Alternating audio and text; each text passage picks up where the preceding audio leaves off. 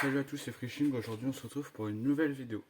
Donc, comme je l'avais dit sur ma story Instagram, ça va être une vidéo qui va être présentation de mon matériel. Donc, ça va être pour commencer la réouverture de la pêche carnassier, donc début printemps.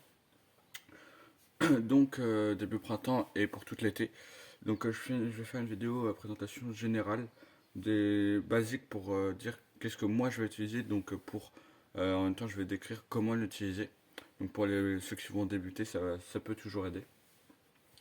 Donc principalement, pour la reprise du printemps, je vais principalement utiliser des leurres Big Bait pour le brochet.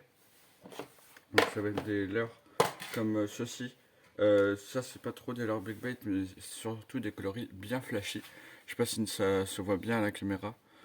Donc là ça va être un shad assez coloré, avec le ventre jaune avec des paillettes et le dos rouge orangé. Ça va être un chat que je vais utiliser pour le cendre et pour le brochet. La perche va avoir un peu plus de difficulté à mordre dessus. Et ça va être soit en linéaire assez lent, ou soit je vais venir descendre dans le fond, remonter. Je vais vous montrer. Descendre dans le fond comme ça, remonter. Descendre dans le fond, remonter. Donc principalement il va y avoir ça au niveau du shad. Il faut surtout des shads très très très colorés pour que ça se revoie bien dans... Parce que l'eau va être assez trouble. Sinon, surtout pour le brochet, je vais utiliser un divinateur que j'ai eu il y a un moment. Euh, donc c'est un divinateur qui a deux palettes à l'arrière, deux palettes dorées, qui a un coloris assez orangé, qui est en 23 grammes. Donc qui est très très très bien. Qui se voit de loin, qui peut aller en eau trouble ou en eau limpide. Après, il va y avoir ce poisson nageur là que j'apprécie tout particulièrement, qui va descendre assez profond. Donc là, je sais pas si vous allez bien voir, c'est marqué à 0,7 mètres, à 70 cm sous le fond. Donc c'est quelque chose qui va être assez polyvalent. Euh, Donc c'est un leurre en 31 grammes, donc on peut encore, je peux moi encore utiliser sur une canne spinning, donc ça peut fonctionner. C'est un coloris assez verdâtre, avec une tête rouge et une queue rouge, donc qui se voit de loin, mais surtout à utiliser en eau limpide. Donc ça, je reste toujours dans le big bait. Peut y avoir ce crank là, donc ça va être un très très gros crank imitation brochet, qui est lui en 24 grammes. C'est un crank suspending qui vient de chez Westing. Il va descendre assez profond quand même. Et je sais pas si ça se voit bien à la caméra, mais il y a deux yeux, enfin les yeux sur le côté, vont refléter l'intérieur. Et l'intérieur c'est en vert fluo. Donc c'est ce qui va permettre au poisson de quand même repérer à vue. Il y a ce Swimming Bait Live aussi, qui a 10 articulations, donc qui va être très très réaliste. Qui va être surtout assez rapide. Enfin, il va falloir l'utiliser rapidement pour que les 10 articulations s'utilisent en même temps. Aussi, je vais pouvoir utiliser cette cuillère là, qui va être quand même assez grande. C'est une cuillère qui est normalement faite pour la mer, mais que j'ai déjà réussi à se faire sortir une perche avec, qui va être aussi très bien pour le brochet, avec l'imitation écaille de brochet, qui va être quand même quasi dans des cuillères dorées, donc utilisées sur un temps assez clair. Et il faut surtout en eau limpide. C'est vraiment une cuillère qui est tellement grande que vous pouvez la faire taper dans le fond avant qu'elle tombe comme ça, tellement qu'elle est légère. Vous avez le temps, donc vous pouvez faire descendre, toucher le fond, remonter, descendre, toucher le fond, remonter. Ou en linéaire aussi, surtout pour les perches.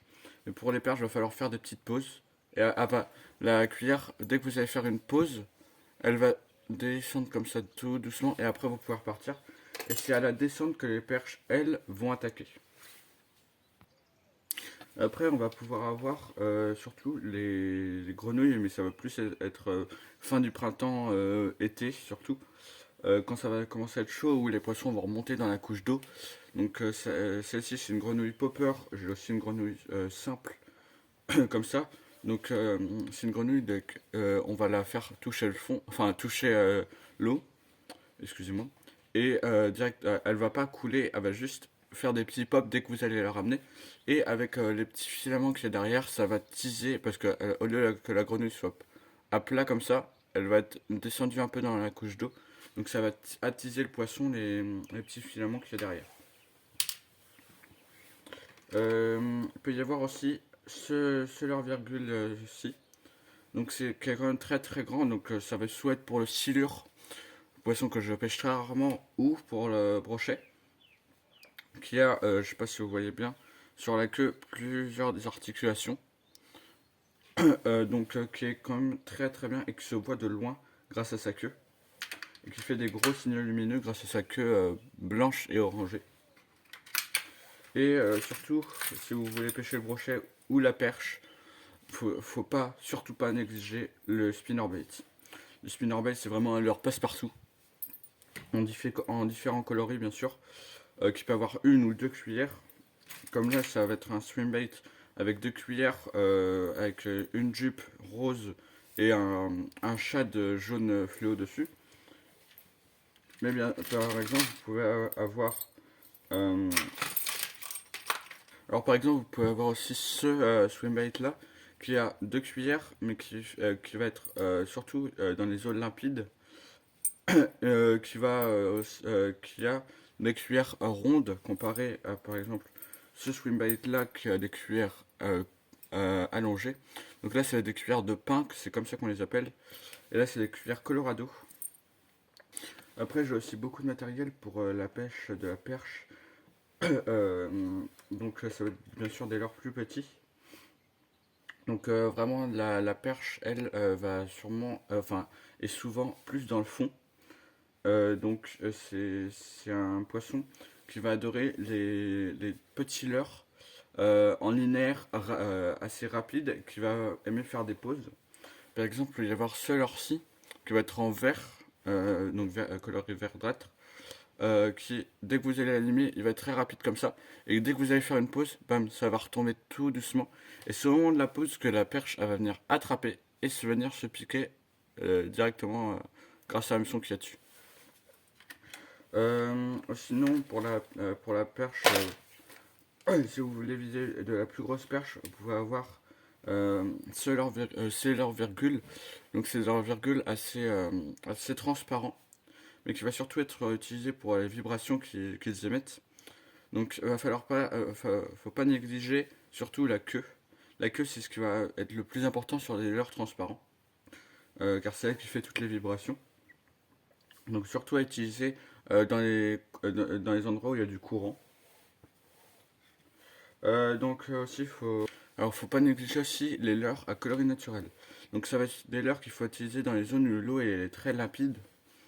Donc ça va vraiment être limité à la perfection. Là par exemple un petit gardon ou une petite tablette qui va du coup ramener comme un vif et ramener assez vite et directement dès que vous allez faire une pause il va descendre, mais vu qu'il est sous plombé il va descendre très doucement.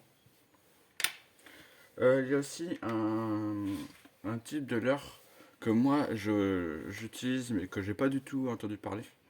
C'est des leurres que moi j'utilise quand ils sont totalement morts. Là je sais pas si vous voyez bien, mais là il a plus les yeux, il est complètement déchiré. Alors ce que je fais, c'est que je mets un hameçon sur le dos et je laisse tomber dans le fond. Et ça va ressembler à ça tomber dans le fond. Et dès que et des fois, si vous êtes en Olympide, vous n'avez rien besoin de faire. Souvent les perches ou les sondes viennent les prendre tout seuls. Mais si vous avez de l'eau assez trouble, vous pouvez des fois ramener sur le côté comme ça et ça va venir taper dans le fond. Et ça va venir faire des vibrations. D'ailleurs, à pas négliger aussi, ça va être les cranks. Alors les cranks, vraiment pour la perche et pour le brochet, faut surtout pas négliger ça. Alors ceci, ça va être un crank plus petit, donc ça va être principalement fait pour la perche. Mais ce qu'il faut pas oublier, c'est la bavette qu'il y a devant. C'est ce qui va vous indiquer la profondeur. Donc là, par exemple, ce crank-là, à vue, vous pouvez penser qu'il va descendre à 1 mètre 50 si vous moulinez assez vite. Donc c'est des leurres qui vont bouger très vite sur le côté. Et qui vont émettre des petites vibrations. Et des fois, je sais pas si vous entendez bien, il y a il y a des billes à l'intérieur pour que quand ça tremble, les billes bougent en même temps et que ça fasse plus de vibrations et plus de son. Donc ça va être un crank qui est surtout utilisé pour la pêche du brochet et qui, vous voyez, la bavette à l'avant, assez plate, donc ça va descendre à peu près, on va dire 0,5 mètres. Ou encore ce crank là, qui va être coloré rouge et blanc, qui va descendre à peut-être 1 mètre et qui va être un peu plus long, donc des vibrations qui vont aller un peu plus loin. Donc aussi des leurres à pas négliger parce que ça peut être utilisé pour la pêche du brochet, bien sûr les spinnerbaits, mais plus petits spinnerbaits ça peut être utilisé pour le black bass ou aussi pour la perche. Donc là, il va y avoir, comme je vous disais tout à l'heure, il va y avoir qu'une seule cuillère sur le côté. Et un plus petit, du coup, un plus petit plombage avec un plus petit leurre, un plus petit teaser que ça s'appelle, pour bien sûr attirer de plus petits poissons, comme de la perche ou du black bass, du petit black bass. Vous pouvez avoir aussi, alors ça c'est un leurre qui m'est cher, qui, qui n'a bien sûr plus de jupe, car c'est le leurre qui m'a permis d'attraper mon premier brochet, qui est normalement destiné pour la pêche de la perche. Le brochet m'a mangé la jupe, et donc c'est un leurre que j'apprécie tout particulièrement, car le teaser a une queue rouge et le verdâtre. Il a la tête plombée et jaune fluo. Et les cuillères sont pas des cuillères argent ou or, mais des cuillères colorées fluo. Donc une orange fluo et une jaune fluo, qui sont pas en très bon état parce que là je n'utilise plus depuis un bon moment. Car un spinnerbait sans jupe, ça attire beaucoup moins de poissons car les jupes, par exemple, dès que vous allez avoir une jupe comme celle-ci, en fait, ce que permet de faire les jupes, c'est que quand ça passe dans l'eau, elles sont complètement collées au teaser, mais dès que vous arrêtez, elles vont s'écarter comme ça. Et là, ça va donner de l'ampleur au leurre, c'est ce qui va permettre que les poissons croient qu'il soit plus gros le leurre. Et dès que vous allez ramener, bam, le leurre va être plus petit, et c'est là que les poissons vont se dire, oh, ça, c'est une petite proie, ils vont venir attraper et bam, venir se piquer. Des leurres aussi un peu plus connu aussi, ça va être pour la pêche du brochet ou de la grosse perche. Ça va être les gros chats comme ça en coloris Fire Tiger, qui vont être assez souples. Comme vous voyez là, je peux juste faire ça part tout seul. Et là, c'est des leurres ajustés à faire en linéaire, en été. Et là, vous êtes sûr, vous pouvez le mettre aussi en texan, là, je sais pas si ça se voit bien. Vous pouvez le mettre en texan car il a une bordure sur le côté. Donc c'est des leurres que vous pouvez passer partout, si bien sûr ils sont en texan, et que ça ne s'accrochera pas. Mais là, celui-ci, vous mettez en linéaire dans une grande ligne d'eau, et là, vous êtes presque sûr d'avoir un poisson. Et aussi, euh, un tout petit leurre, j'en ai deux des comme ça. C'est fait exprès. C'est des leurres que moi, dans la zone où je suis, il y a beaucoup d'écluses et de cascades. Et donc, ce que je fais, c'est que je mets souvent au-dessus des écluses, il y a un pont. Et ce que je fais, c'est que je mets sur le pont au-dessus des écluses et je fais juste des petits sautés comme ça. Et ça fait bouger un tout petit peu la queue. Et là, du coup, ça fait remonter un tout petit peu l'heure. Et ça fait juste des petits sauts comme ça. Ça fait des petits sauts, des petits sauts, des petits sauts. Et là, je m'en suis fait je ne sais combien des perches, je m'en suis fait je ne sais combien des black bass. Et même pour vous dire, c'est une technique qui fonctionne tellement bien que même les poissons-chats mangent à ça. Alors, petit message de prévention concernant les poissons-chats. Ce sont des poissons du coup nuisibles. Donc, pour savoir si vous attrapez un poisson-chat, il est interdit sous peine d'une amende et du retrait du permis de pêche. il est interdit de les remettre à l'eau. Alors il faut soit les laisser sur la berge ou les tuer directement. Personnellement, je conseille de les tuer directement, ça ne les fait pas souffrir. Malgré que ce soit des bêtes nocives, ça reste quand même des êtres vivants. Il faut bien sûr aller dans des zones où les poissons-chats sont assez minimes. Mais bien sûr, cette technique-là fonctionne presque à tous les coups. Si vous n'êtes pas sûr d'avoir un poisson à cette session-là, vous utilisez cette technique-là à une écluse où vous êtes sûr qu'il y a du poisson, et là c'est presque sûr et certain que vous en sortez un. Alors maintenant, je vais vous présenter les deux principales cannes que je vais utiliser. Donc, il va y avoir cette canne spinning.